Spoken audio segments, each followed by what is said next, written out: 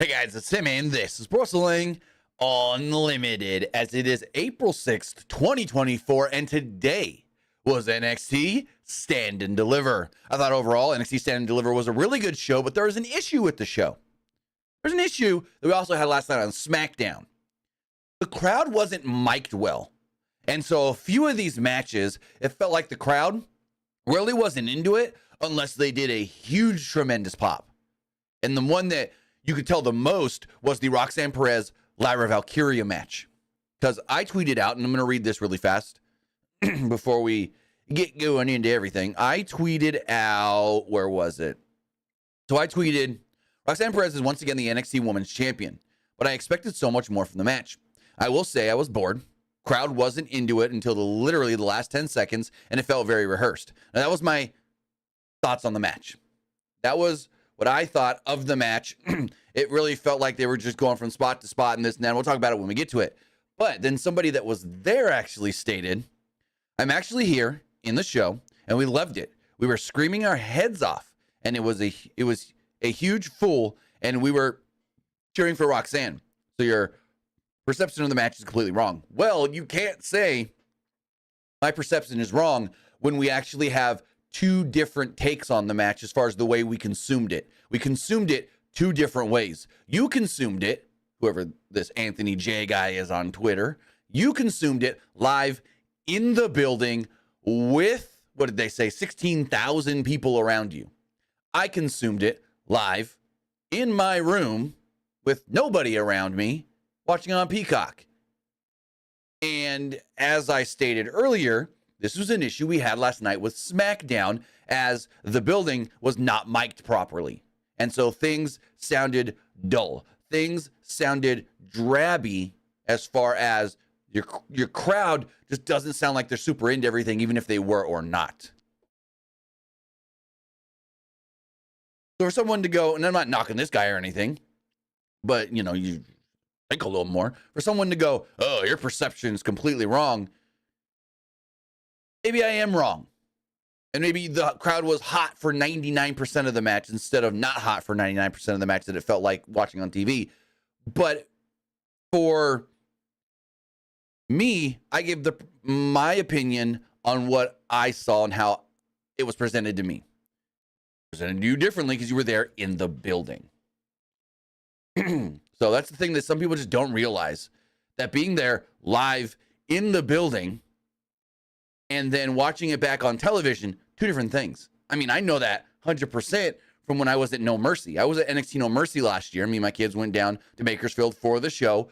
They're live. Crowd was hot for a bunch of stuff. Then I come home and watch it on TV, and I'm like, oh, they popped bigger for that in live. Oh, they were into it more here. So it's just an issue with the perception that it gives off when watching on television compared to being there live. It's always going to feel bigger, more grandiose, and like people are more into it when you're there live in the moment. But with that, I want to say thank you for joining me here. Twitch.tv/PWU Unlimited, YouTube.com/Pro Wrestling Unlimited, and podcast services all around the globe like Stitcher, Spotify, Google Pod, Apple Pod, Anchor, iHeartRadio, and so much more. Remember, if you are watching live on Twitch, you can help us out a couple of different ways. You can either help us out by hitting that donate button down below or by donating Twitch bits in the live chat. Also, remember, you can help us out by subscribing to the channel one of two different ways. You can either subscribe with a tiered subscription, or you can subscribe with Amazon Prime, because remember, if you have Amazon Prime, then you have Prime Gaming. Prime Gaming gives you a lot of cool things like free games, free stuff for games, and you always get one free subscription to any Twitch channel you want to subscribe to throughout the month. And I'd greatly appreciate it if you did right here, Pro Wrestling Unlimited. Also, remember to head over to YouTube and help us out over there. You can help us out by doing a couple of different things. You can help us out by subscribing to the channel. That way you know when we post new videos. That way you know when we go live. And that way you know when we post to the community tab. Also, if you want to support the channel, hit that join button and become a channel member. You can become a channel member in multiple different tiers, even for $1. It helps out tremendously. Same thing if you go over to Patreon, patreon.com/PWU Unlimited. Just help the channel out over there too. Even $1 goes a long way. $1 a month. So Also, remember, the last way you can help us is by heading to the Epic Game Store. Head over to the Epic Game Store and buy something. Whether you're buying a new game, whether you're buying an old game, whether you're claiming a free game or getting bucks for Rocket League, Fortnite, or Fall Guys, use this code right here, PWU Unlimited at checkout, and you will be supporting us at no extra cost. Remember, the free games right now are the Outer Wilds, or the Outer Worlds. I always mix those two up sometimes. The Outer Worlds, the Spacer's Choice Edition, and then we're getting Thief. You get Thief for free. Thief's a great game. I haven't. Take that back. I played Outer Wilds for like 5 minutes at a friend's house, maybe 10 minutes. I did like one quick thing in it, but I've watched many people play it, and the game's great. Thief, I have played it. I never beat it. I should get back to it, but Thief's a great game. Thief's a great game. So go claim those games on the Epic Game Store and use this code right here, PWU NLIMITED, when doing so. So with that, boom, boom. Also, usually, I need your guys' opinion. Usually when I do these live streams, I just do the blue and red lights in the background. But I tried to kind of match the lights to the colors for the show, for the stand and deliver colors. Does it come off well, or should I just go back to the blue and red? Just the normal blue and red I normally do, because it's usually blue in the middle, red on the edges. What do you guys think of the colors of the lights in the background for stand and deliver? I'm going to do a greener theme for WrestleMania tonight and tomorrow. I'm going to play with the colors and whatnot. So let me know what you guys think in the live chat or in the comments below. If I got the colors good enough, if you think I did or not. I'm just looking for opinions. Always trying something different. Always trying to make things look better. And yeah, want to know what you guys think. Sir Galactic in the YouTube chat says, I like it. Awesome. Cool. Thanks. So, as far as this show does go, first thing I want to note is this was a PLE, but what we have learned today is the Prime bottle logo, they stated, is going to be on the mat for every PLE, but that's main roster PLE, because there was no Prime logo on the mat today for this NXT show. So they didn't do it. What's the word I'm looking for? They didn't do it for crap. I just lost my train of thought. Oh, they didn't do it for NXT. I don't know. I'm reading the chat because you guys are telling me the colors look good. Thank you. They didn't do the Prime logo on the mat for NXT, but they're supposed to do it tonight for WrestleMania, tomorrow for WrestleMania, and every pay-per-view PLE going forward. So it seems like what they're going to do for NXT, as we saw today, is sponsored matches. And then when they do the sponsored matches, they're going to have logos on the barricade and logos on the actual floors and the mats around ringside area. Because they had the Fallout logo on the barricade. And then they had I always forget his name. The Fallout mascot. I always forget his name. They had the mascot on the floor as well. Excuse me. So also, trip me up, they're promoting Knuckles, the show Knuckles on Paramount Plus, and I'm like, hold the phone. They're promoting a Paramount Plus show on Peacock? What? And so at first I was like, then there's no way. There's no way. And then they literally pull up the promo for it or whatever before the North American title match, tells us to sponsor this match, and I go, oh. And then Prime Video has a sponsored match today as well, and I was just like, oh, okay. So I wasn't expecting Peacock to allow that, but cool. Which I should have expected it, because they've let Netflix movies sponsor matches for for WWE stuff before. So it's like, well, duh. Also, one thing. Before we get too into this, you guys said you like the colors. Someone says, hold on, where is it? Sir Glacier says, also the perfect green for Mania. Well, should I keep the blue in the middle with the green accents on the edge, or see if this goes connecting?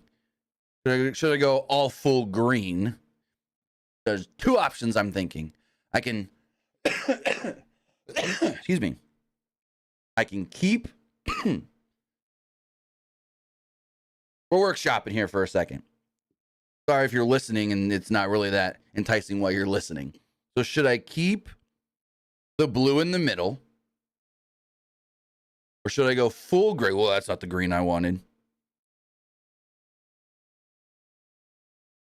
Should I go? Well, hold on. Let me pull up the WrestleMania logo really fast. I can literally color match with this light. This is really cool.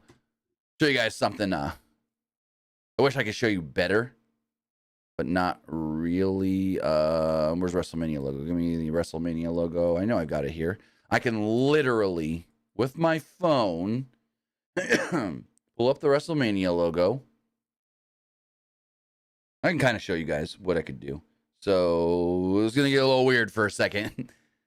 I'm going to pull up the WrestleMania logo, WrestleMania 40.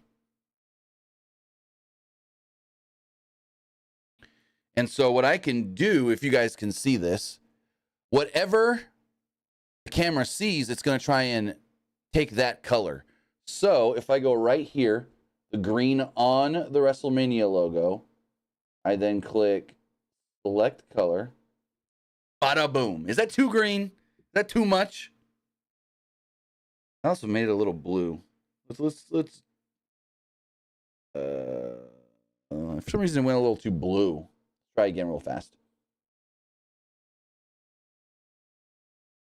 All right. That's a little better. Yeah, first off, it's too bright. Let's drop that down. Is that too much green? I think we'll stick with the blue.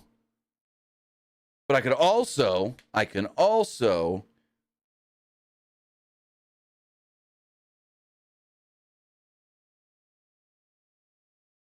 throw a little accent yellow in there. But I think we're going to keep the same colors we're doing for Stand and Deliver for that. So let's go back to the green here. Alexa, change studio to green. Alexa, change studio to green. And then we'll go back to the blue. Just showing you guys a little some cool stuff before we get into all this. Yeah, people are saying blue in the middle, blue in the middle. All right, we'll keep the blue in the middle. So let's go back here. Let's go blue, apply. And it says device disconnected. Ah, drats. Give me one quick second. Let's go here. Presets, blue, confirm. Nope, it's looking too green. All right, I got to do it manually.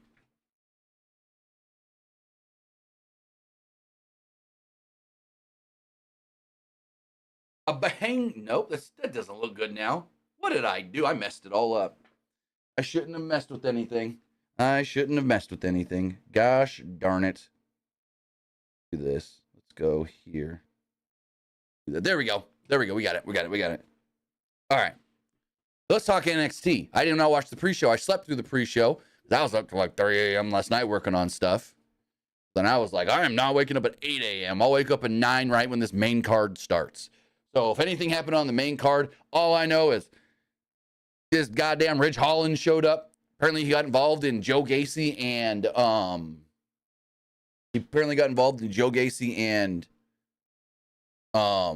Sean Spears. And Joe Gacy beats Sean Spears. Other than that, I didn't see the pre-show. No, not on the pre-show.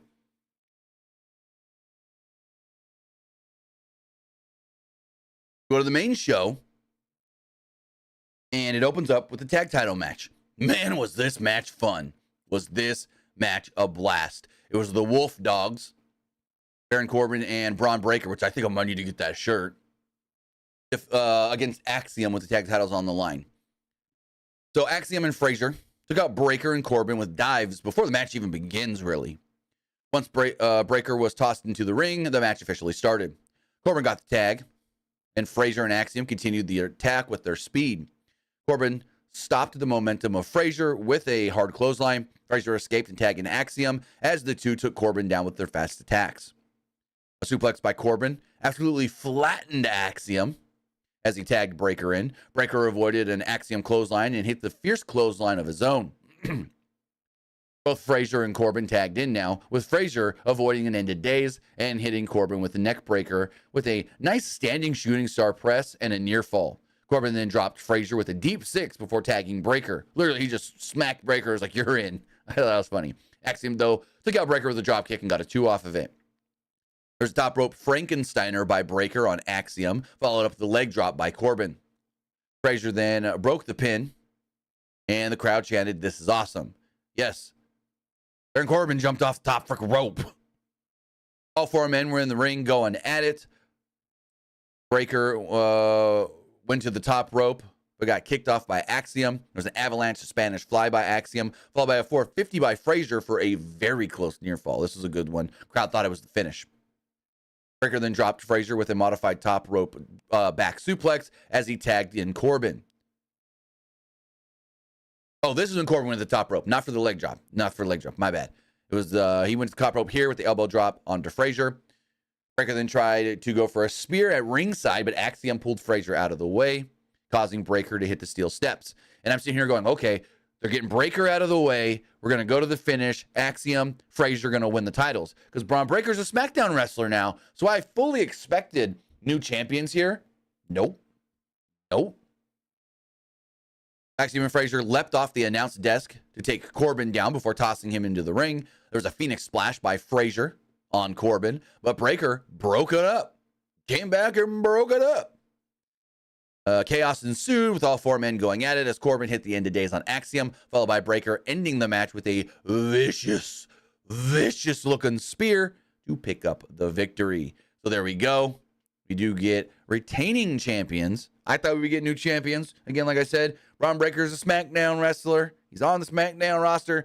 Nick Aldis signed him. He's still an NXT champion. So, yeah, I thought this was a tremendous opening match. I thought this match was so much fun.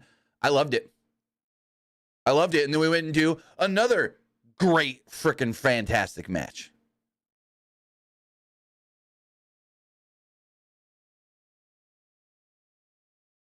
So before we get to our next match, shots of Carmelo Hayes and Trick Williams arriving.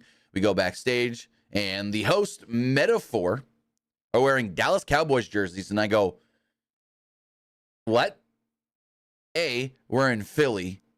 B, if you're trying to, like, be the rival of the Philly, what are the Philadelphia Eagles rival team? What's the rival team of the Eagles? Oh, it is the Cowboys. Really? It's the Cowboys? I always thought the Cowboys' rival were the Reds, or not the Redskins anymore, the Commanders. Because it's always Cowboys and Commanders. I didn't realize it was Cowboys and Eagles. Okay, never mind. I stand corrected.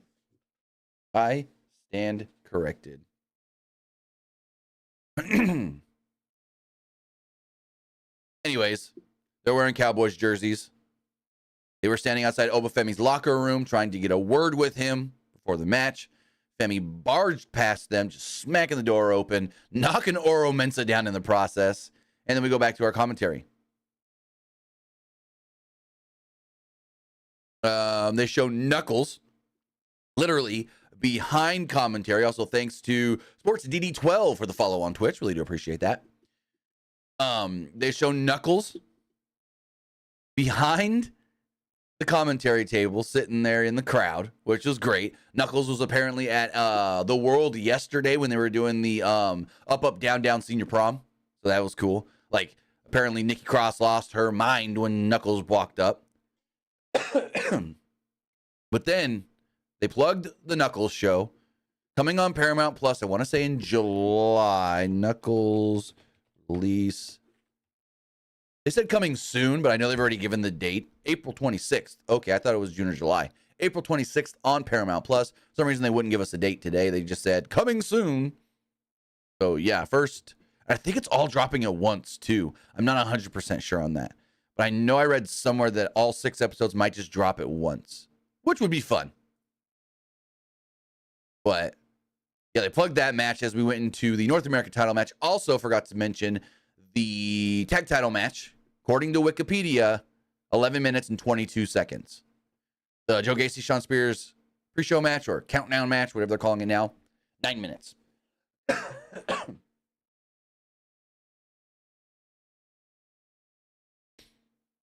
So where was I? We had Obafemi defending the NXT North American Championship against Josh Briggs and Dijak. And boy, was this match so much fun. It gave me WrestleMania 39 IC title vibes of just 3 big hosses beating the never loving piss out of each other. I really felt like Gunther versus Sheamus versus Drew from last year's WrestleMania. and it didn't. It exceeded my expectations. I'm like, match gonna be good. This match gonna be good. And then I'm like, oh, it was way better than I expected. Way better than I expected. So, Femi countered simultaneous kicks by Dijak and Briggs early on. The two recovered and flattened Femi with stereo big boots as they began to team up against the big man. Well, the bigger man, I guess you could say. Once they got to the apron, Dijak super kicked Femi and tried to go for a splash, but Femi caught him. Femi then slammed Dijak onto Briggs at ringside. Femi grabbed the commentary chair and threw it at Briggs. There was a super kick by Dijak, sending Femi to the seated position in the chair.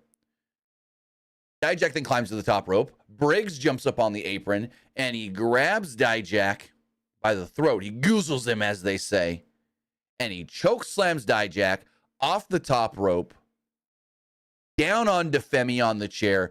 He crashes into Femi's face, basically. This was insane. Insane. So back inside the ring, Briggs and Femi continue to fight it out. Femi powered out of Briggs' chokeslam, but Dijak returned to help Briggs finally get the chokeslam on Femi. There's a near fall here. Femi once again regained control, taking both Briggs and Dijak down in the middle of the ring. Briggs and Femi fought on the apron as Briggs took down his foe with a back suplex on the apron. Back in the ring, Briggs intercepted Dijak's attempt at a high-risk maneuver with a big boot. Briggs and Femi then fought on the ropes, and then they got disrupted when Dijak superkicked them. From the top rope, Briggs and Dijak hit a standing clothesline, but Dijak had his foot on the ropes to break the count.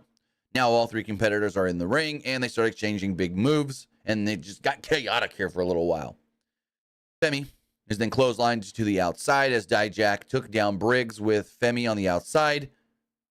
Briggs and Dijak went at it until Dijak hit a standing chokeslam. Briggs then kicked out at one. Crowd was like, oh, man. Dijak escaped a chokeslam and turned it into a Canadian destroyer. Dijak then hoisted Briggs on his shoulders, and then I don't know what he was going to do. He put Briggs up on his shoulders and looked like he was going to start climbing the ropes. Then Oma Femi comes in, and he goes under Dijak and picks Dijak up. So literally, Dijak is sitting on Oba Femi's shoulders in an electric chair position as Briggs is on Dijak's shoulders in a, fireman's carry position. And basically, Oba Femi falls back for like a Samoan drop, I guess you could say, as Dijak throws Briggs off like a DVD, Death Valley Driver type move. I was like, oh, that was awesome. That was, oh my God, so cool. A very new and inventive way to do a Tower of Doom spot. Like we've seen, the closest thing I can remember to this would have been John Cena's double AA on Edge and Big Show at WrestleMania. Correct me if I'm wrong. 24? Was it 24? I could be wrong on that number. But that's the closest I've seen to something like this, where it's two guys up on one guy and then the move to boom. So yeah, this was awesome. This move ruled. The spot ruled. So there was repeated big boots. 25. Thank you, Since Saturday. Since Saturday says it was WrestleMania 25. I couldn't remember. I wasn't sure. Well, now Sir Galactic saying 23. Let me double check. Cena versus Edge versus Big Show. Triple threat, WrestleMania. Let me see. Hold on. 25. Since Saturday got it. It was 25. WrestleMania. So what was 23 then? 23 was Taker, Batista, Cena, Michaels. So there was repeated big boots by Dijak to a stunned Oba Femi. I almost said Femi Oba Stemi. Stunned Oba Femi. He lifts up Obafemi for a feast your eyes. Dijak avoided a Briggs moonsault. This was great. I loved this because in the quick moment, you think, why the hell did he just stop the pin? So he hits the feast your eyes. He goes to pin Obafemi. 1, 2, he's looking around. He's looking around to make sure he's like, I got the pin. So he's looking around to make sure Briggs ain't coming to, break up the pin. And all of a sudden he just goes like this and backs off. And I go, what the? And then you see Briggs come down with the moonsault. And I was like, okay, that was kind of cool. That was cool. I like that. It's like he's looking around, making sure the third guy's not going to break. Third guy's about to break. Oh, crap. I don't want him to hit me. I like that. I like that. We've seen spots like this before where the guy jumps in from out of nowhere, crashes onto both guys and everything. But I loved the subtle difference here from the normalcy of the way this spot usually goes down. Because we see this all the time. Someone's going for a pin. All of a sudden, here comes Jeff Hardy with a swanton. All of a sudden, here goes Ricochet with a 630 to break it up on both guys. But I loved just the little things. And Dijak's so good at the little things of him going for the pin, but knowing it's a triple threat and this other guy can come and break this up at any time. Where is he? Where's he? Oh, crap, here he comes. So I thought that was good. Actually, more than good. I thought that was great. I thought that was great. The little things, the little touch there. So, where was I? Okay, so Briggs hits the moonsault. Dijak stands up, throws Briggs out of the ring, tries to go for the pin again. 1, 2, ref gets pulled out by Josh Briggs. Crowd booed it. Crowd was like, woo, woo, woo. Also, thanks Esport Gaming Rules for the subscription on Twitch. Really do appreciate that. We'll read your comment here after this match. So Dijak then did like a dive, flip, whatever, over the referee and crashed onto Briggs on the outside. With the action on the at ringside, Briggs sent Obafemi barreling through the barricade as Dijak then hit him with a feast your eyes, just a stiff kick right to the knee to the face. Throws him in the ring, goes for another feast your eyes, and then they did another interesting pin spot here. So he hits the feast your eyes again on Josh Briggs and goes for the pin, but it's more of a lackadaisical. I can't speak today. Lazy pin. Well, we're gonna porky pick it. Ba-deep. That's all, folks. A lazy pin. Where he's laying back onto Briggs with like the leg kind of, over here hooked and whatnot. But he's just like, I got him. But the camera's super tight on Dijak. And I'm like, this is a weird camera angle. But because we're not supposed to see Obafemi walk in and literally goozle the neck of Dijak and lift him up. And I'm like, okay. We're getting creative here with these camera angles. And I liked it. So he grabs Dijak by the throat and lifts him up. Tries to go for he lifts him up. He then throws him up in a powerbomb position and powerbombs him down right onto Briggs. Femi then pins Briggs and retains the North American Championship. Whew! This match ruled. This match was my match of the night or the day, the show, whatever. This was my match of the PLE. I thought it was better than everything else on the show. Yeah, this match freaking ruled. So fun, so entertaining. And I guess it was our WrestleMania Big Meaty Men match.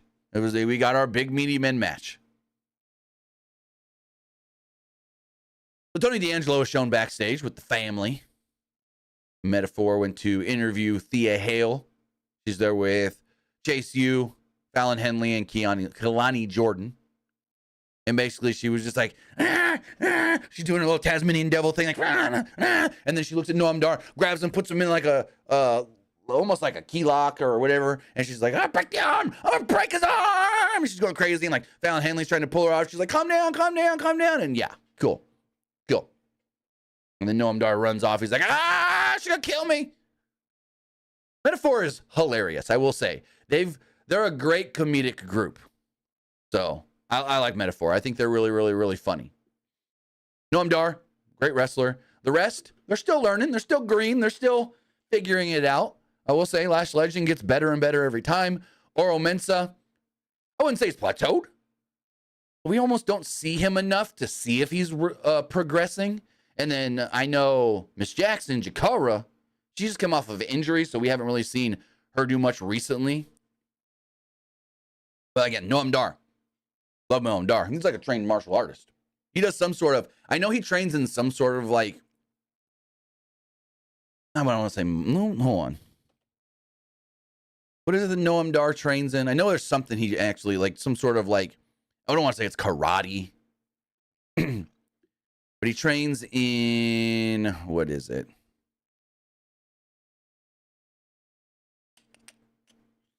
What is it? Oh. I just saw someone talking about this yesterday, too. He trains in... Is this it? I might have found it.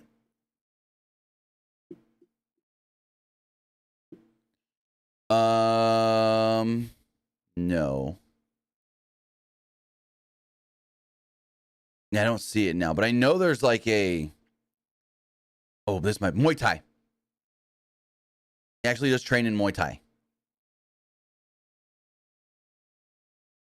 Also, speaking of wrestlers and martial arts and stuff, go watch Bloodsport 10. Bloodsport 10 was a great show on Thursday. So, as far as this 6-woman tag team match does go, it was there. It was all right. I wouldn't call it great or anything. I wouldn't say that it was, oh my God, I need to go see this match.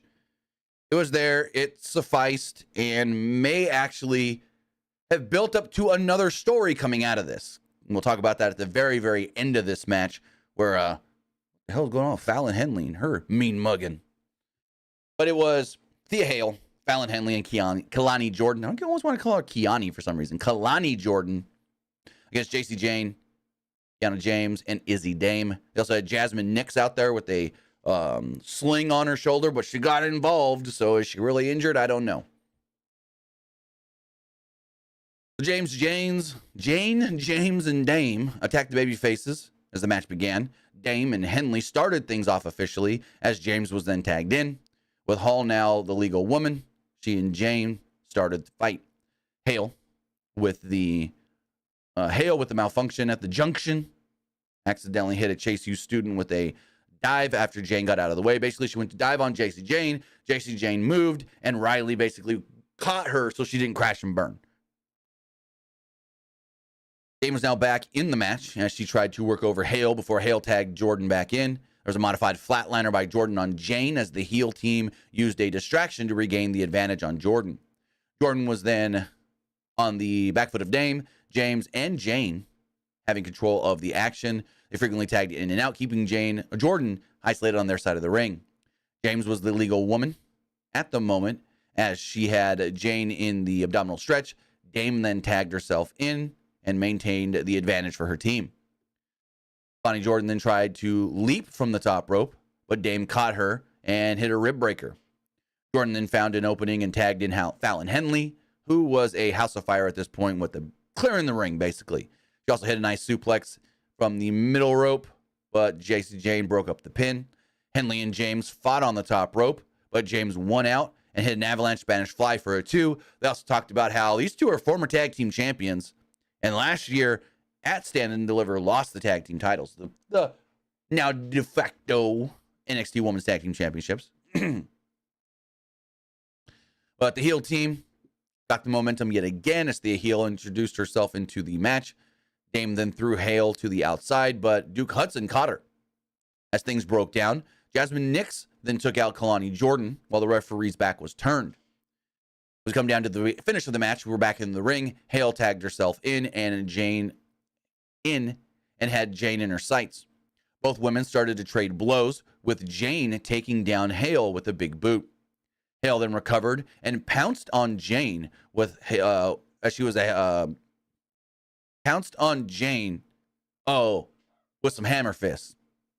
Dame then tagged in and tried to lift up Hale for a slam, but Hale turned it around and put in the Kimura lock submission and forcing Izzy Dame to tap out. So there we go. The baby faces win. Chase U is victorious. But then there was something interesting that caught my eye after this match ended. So they're all celebrating in the ring, right? And you have Kalani Jordan, you have the Chase U guys, I think Duke maybe it was. I think it was Duke maybe had Thea Hale up on his shoulders, and they're like, yeah, yeah. But then off to the side and slightly behind them is Fallon Henley.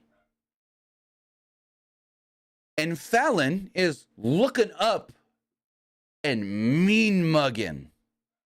And just mean mugging Thea Hale. Like something fierce. Like, I'm going to whoop that woman's ass. I'm going to knock that bitch out soon. I don't know what was going on with this. But Fallon Henley was mean mugging. And I mean mean mugging Thea Hale bad. Like, I thought she was going to turn on her tonight. So, odd, weird. Maybe I looked into it a little too much, but interesting thing to think. Is Fallon Henley about to turn heel and attack Thea Hale? All these women just hating on Thea. Anywho, we get a very big announcement here. Very big announcement here from the NXT general manager, Ava. Ava states that we just had a great women's match, and NXT has the best women's division in all of professional wrestling, all of sports and entertainment. She says, next up, the NXT Women's Championship will be on the line, but before that, she has an announcement to make. She then announces that coming soon, NXT will crown the first ever NXT Women's North American Champion. We have the regular NXT North American Champion. Now we're going to have the NXT Women's North American Championship in NXT as well. And here's my thing. How do we need another belt? Why do we need another championship? At least it's a women's championship, and it's not just another men's title. Because I've said this before. Why do we need the Heritage Cup? We've already got the NXT Championship and the NXT North American Championship. Why do we need the Heritage Cup in NXT? At least with this, it's another women's championship. And there is an abundance of women in NXT that could fight for this. We got rid of the women's tag team titles. So now you're bringing this title, which is a singles championship. Cool, fine, whatever. But if it was a men's championship, I'm going to tell you right now, it would be like the dumbest idea ever. I mean, it's like the 15th title now in WWE, but at least it's a women's division belt, and it's just not another men's division title. Not to compare it to AEW, but AEW got way too many men's belts. They've literally got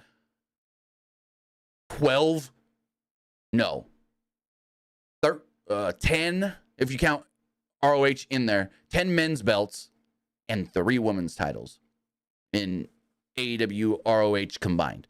But regardless, this isn't AEW ROH, this is WWE, and it's like, I don't need another belt in WWE, but if we're going to do another one, a secondary NXT women's title, sure. It's not the worst thing they could have done. So speaking of the women's division for WWE and NXT, we know who the newest signing is to the NXT brand, and it is Julia. Yep. Julia was in the crowd. As soon as they showed her, they were like, hey, all the stars are here. And they didn't, and maybe I just didn't hear it correctly. I don't think they called her the newest signing to NXT, but they alluded to her coming into NXT potentially. She was sitting there with both William Regal and Rossi Ogawa. And they made a point that after Roxanne won the women's championship from Lyra, they showed Roxanne celebrate and immediately cut it back over to Julia, Regal, and Rossi in the front row watching. So is that a hint that Julia's going to come in and immediately go after Roxanne Perez? I hope not immediately. And then when she comes in, she gets a couple wins and then goes after the belt. But they really played it up like, this woman's here. She's coming. She's watching this match very intensely. And afterwards, she's interested. Now, she looked a little nervous, I will say. Because they introduce her. She stands up and she's just kind of like not sure what she was supposed to do, maybe. So maybe nervous is not the right word, but maybe it was like she wasn't 100% sure how she was supposed to react in the moment. But this basically does confirm that Julia is coming to WWE. And it also may confirm that whatever this new company Rossy Ogawa is starting may have some sort of an affiliation with WWE as well, because he's supposed to be starting a new women's promotion in Japan. Julia's going to work the first couple of shows, they state, to help him get it going, and then come to WWE later this year. So we'll see how it all does play out with Julia and what they do with her in NXT. Because the word is that she will start in NXT. Now, I was shocked, and maybe I just didn't pay enough attention. This was the only, new name that they showed in the crowd. No Tamatonga? Come on, give me Tamatonga. But yeah, only one person. She was the only one that we saw. But speaking of the NXT Women's Division, the NXT Women's Championship, we had Roxanne Perez and Lyra Valkyria. Now, this wasn't a bad match, but I wouldn't call it a great match either. I would say it was a good match, but it felt like they were running through the motions for a good portion of this match, especially early on, where they would have sequences that they would do. And you can tell that they were so planned out and so rehearsed, because it would be like, move, spot, move, stop, move, go to move, go to move, go to move, go to, oh, we hit our sequence. Yeah. Wait for them to cheer. Are they going to cheer? Are they going to cheer? Next sequence. Boom, boom, boom, boom, boom. Oh. And then it got out of that for a little while. Then I got going again, as it was like we got another sequence we're going to do. Move, go, move, go, move, go. Oh. So I expected more out of the match than we actually got. And I had somebody on Twitter go, why always bashing on the women? They gave their all in the ring. A great championship match. If this was the women, if this was the men, I would have said the exact same thing. Doesn't matter if it's Lyra and, like I said, doesn't matter if it's Lyra and Roxanne. Doesn't matter if it was two of the guys. If it was Ilya and Tony D. If that match felt the same way and it felt overly rehearsed, I would have said the same thing. It doesn't matter if it's men or women. I just gave you my opinion on how I felt the match with these professional wrestlers went. Not men's wrestlers or women's wrestlers, just professional wrestlers in general. As far as the match does go, they locked up early, and they kind of got to a little bit of a stalemate before there was a series of slams. Perez fought off an early Nightwing, and things kind of hit a stalemate there. Like I said, they did the whole move, move, move, move, move, start. Move, move, move, move, move. Wait for the reaction. So Perez targeted Valkyria. I don't know why I said Valkyria. Valkyria's injured arm. And this was a big point of the match. The champ, when in hurt, the heel challenger is going to target that. She tries to go for a submission, but she gets countered into a Hurricane Rana. There was a cartwheel out of it as well before Perez once again tried to target the arm. With Perez sent to the outside, Valkyria hit her with a drop kick before tossing her back into the ring. Perez regained the momentum by continuing to assault the arm of Valkyria. Perez then stretched Valkyria's arm, as she then followed this up with a Northern Light suplex and an arm bar. Valkyria then fought back with a flying crossbody, but Perez countered in an attempt to go for the arm breaker. Valkyria escaped and threw Perez over her shoulder. Not just like a whack. Both women then took each other down with a double crossbody as the referee began to count them down. Valkyria then began her comeback by catching Perez with a series of strikes. She tried to lift Perez up for a suplex, but couldn't due to the not broken, but injured arm, the hurt shoulder, they said. After a second attempt, she hit a fisherman's suplex, and Perez was down for the near fall. Valkyria then tried to head to the top rope, but Perez met her at the pass as the two traded strikes.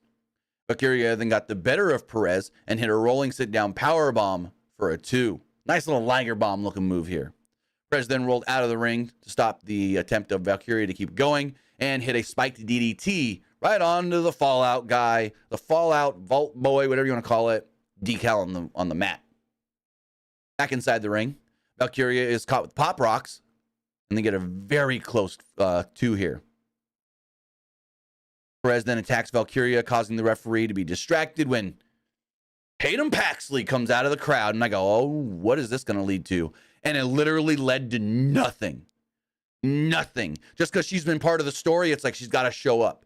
She going to do anything? No. So why did we need her? 2 refs come down and just take her away.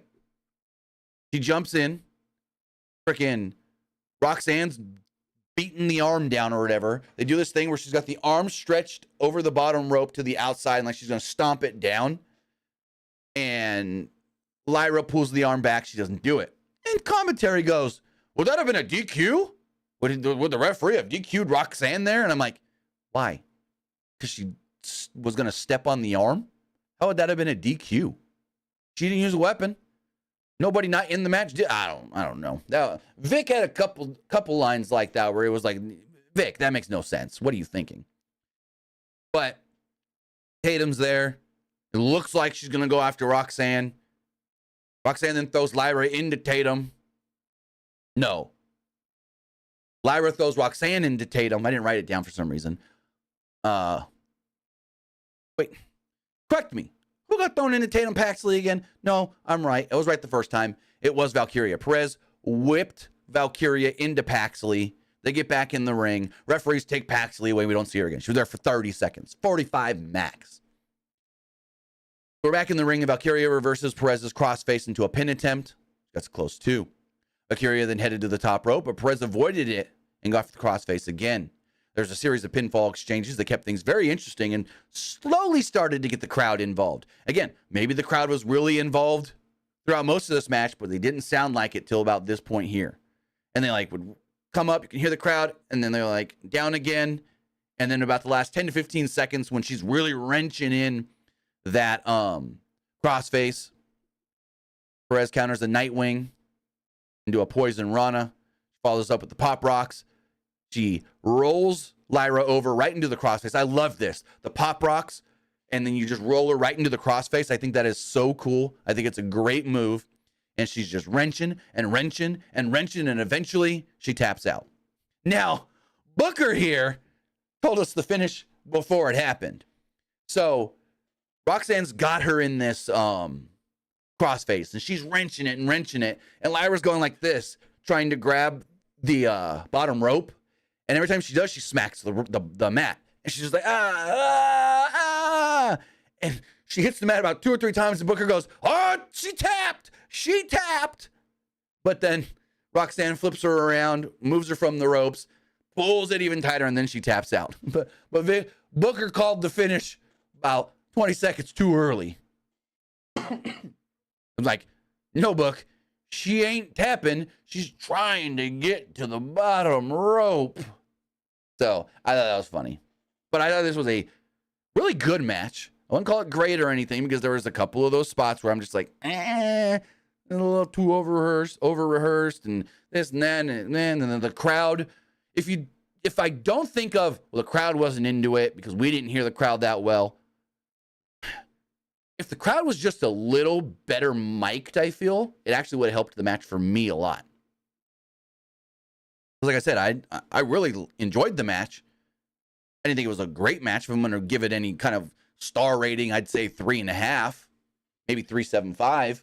Couldn't quite go 4, but again, if the crowd was mic'd better and the crowd sounded like they were more into it, like some people there said they were, I probably could have gave it a 4.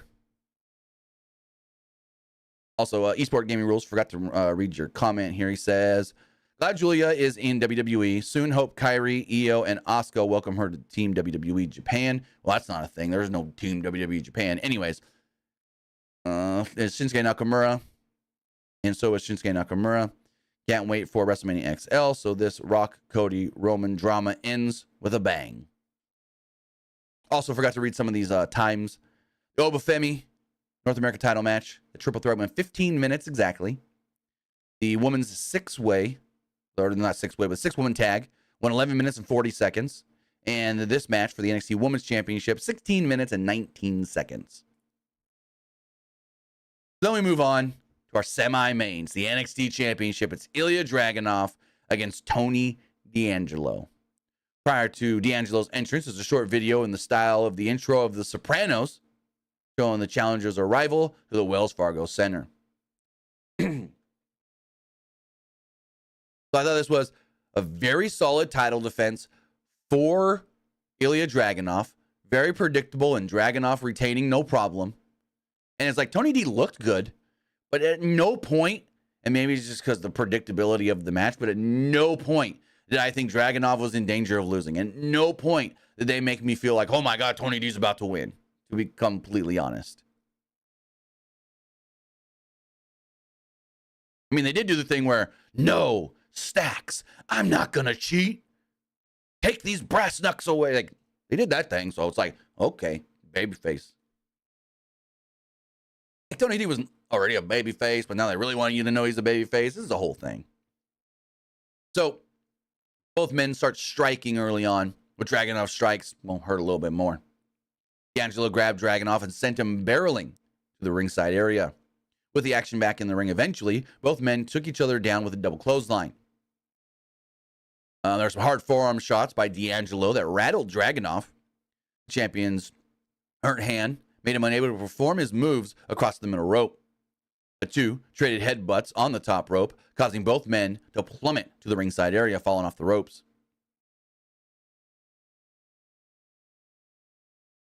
Dragunov tried to chop D'Angelo, who avoided it, which caused him to hit the steel post instead. Dragunov then fought through the pain, hitting a rolling slam on D'Angelo. Inside the ring, Dragunov held D'Angelo in place for 2 German suplexes. That was it. D'Angelo then got crushed by a strong rolling clothesline by Dragunov, but that was only for a near fall. Dragunov removed the tape from his hand, the hurt hand, and then Dragunov threw D'Angelo from the top rope down with the powerbomb. He tried for the H-bomb, but D'Angelo kicked Dragunov aside. With the referee focused on Dragunov, Stacks tried to give brass knuckles to Tony D, but he's like, no, I don't want him. I ain't gonna cheat. Dragunov then battered D'Angelo with repeated clubbing blows right in front of the family at ringside. Dragunov shouted at Stacks, quote, do something about it, and Stacks just kind of backed off. D'Angelo answered with a headbutt before he floored Dragunov with some strikes of his own. The pace then quickened, and both men looked to gain some advantages and momentum. D'Angelo crushed Dragunov with a clothesline and followed up with the German suplex for a 2. On the top rope, D'Angelo threw Dragunov with a super overhead belly-to-belly suplex. On the outside, the two stared at each other and then tore apart the Spanish announce commentary table before they punched each other. Dragunov got D'Angelo with the H-bomb, setting his foe onto the commentary table. Dragunov then got onto the barricade and did a diving H-bomb onto D'Angelo through the Spanish announce table.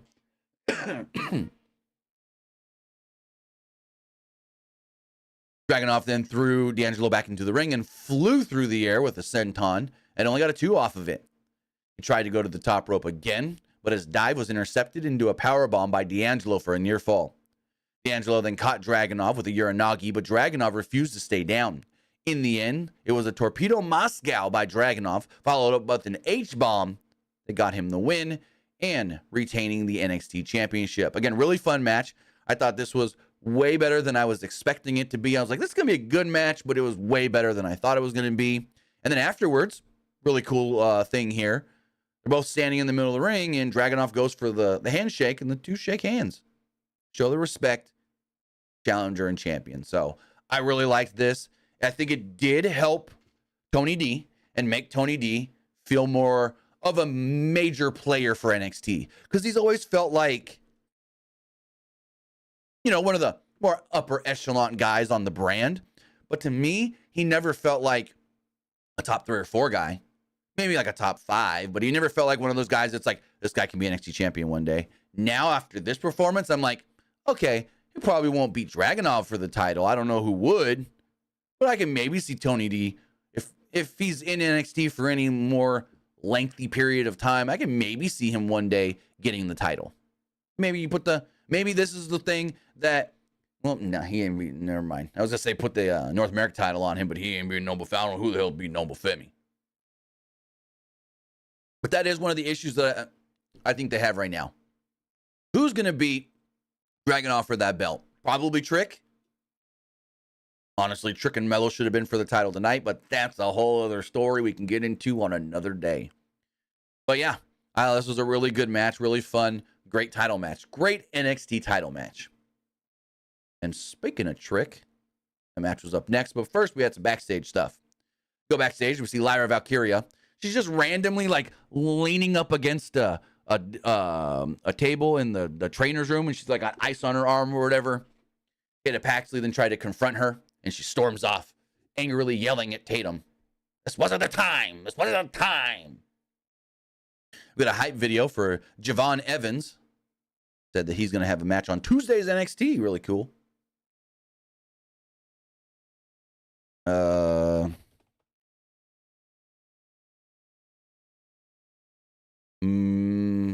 Why? Oh, there we go. In the ring, Metaphor talked about how the attendance for tonight is 16,545 at the Wells Fargo Center. They say that this is the highest attended NXT event of all time. I'm like, yeah. I was trying to think some of them Brooklyn shows, but those Brooklyn shows had the big stage. This had the minimal stage to get more seating in there, so it makes sense. Then we go to our main event. Trick Williams, Carmelo Hayes. And boy, did these people love them some Trick Williams. Carmelo comes out, of course, he gets booed out the building. Trick's music plays. He comes out like he's Rocky Balboa. I'm on rock.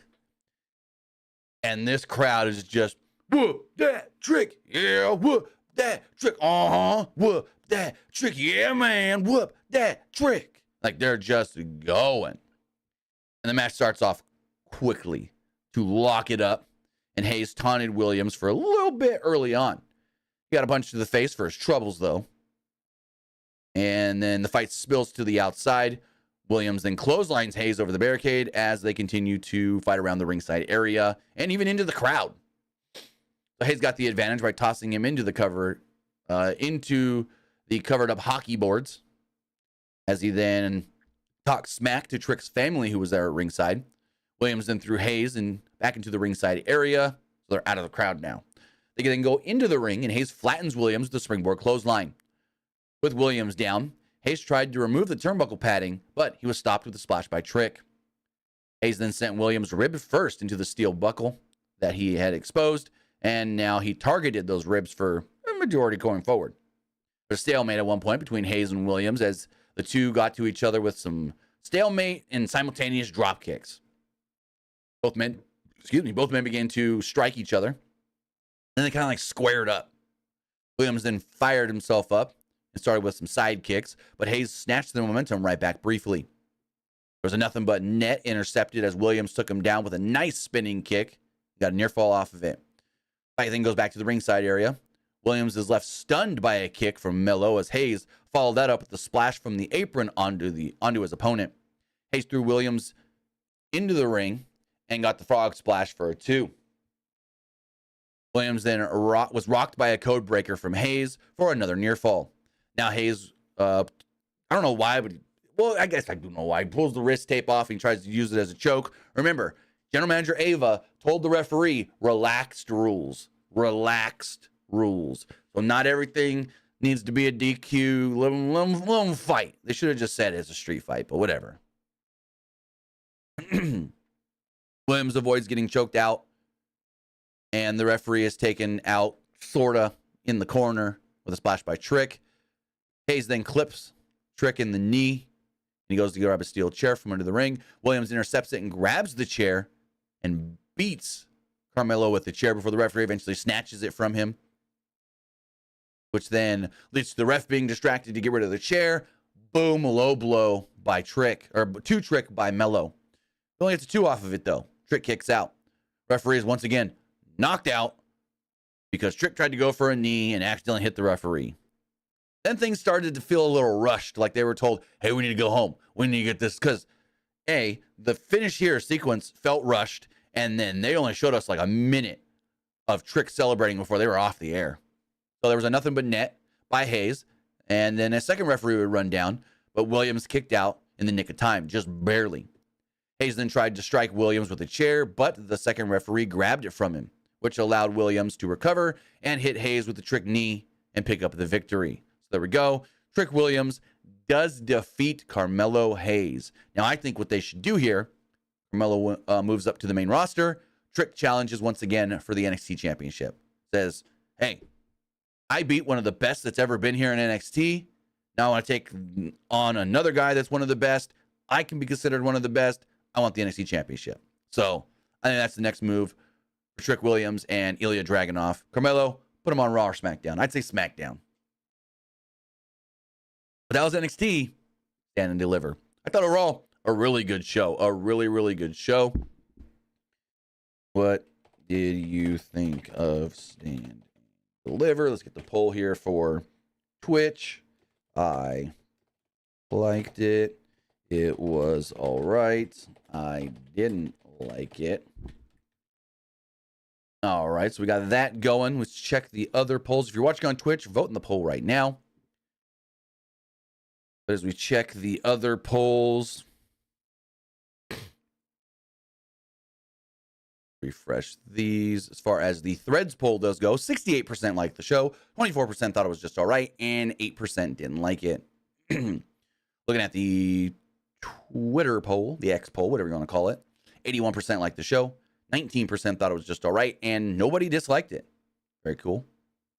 Looking over at the YouTube community poll, 82% liked it, 15% thought it was just all right, and 4% didn't like it. Person gives it an 8 out of 10. Another person gives it an 8 out of 10. Person says, wow, I think Roxanne Perez will lose the NXT Championship to Fallon Henley. Another person gives it a 10 out of 10. I couldn't go that far. I can 7.58. I can't give it any higher than an 8, though. Person says, lots of good matches, 7 out of 10. And then this comment says, well, I like it. Yeah, man. Yeah, man. Booker T. Booker T. As far as the live poll does go, the YouTube live poll, 83% liked the show, 12% thought it was just all right, and 5% didn't like it. Everybody that voted on Twitch liked the show. With that, guys, that is going to wrap everything up for this live stream, this podcast, this WWE review. We got another one coming later tonight with WrestleMania Night 1. So with that, guys, have a great rest of your day. Enjoy Night 1 of WrestleMania, and we'll be back here in a couple of hours. Well, maybe more than a couple. Maybe like, what time is it now? 2, 3, 4, 5, 6, 7, 8, 9. We'll be back in about 6 or 7 hours talking Night 1 of WrestleMania. With that, guys, have a great rest of your day, and we'll see you back in just a little while.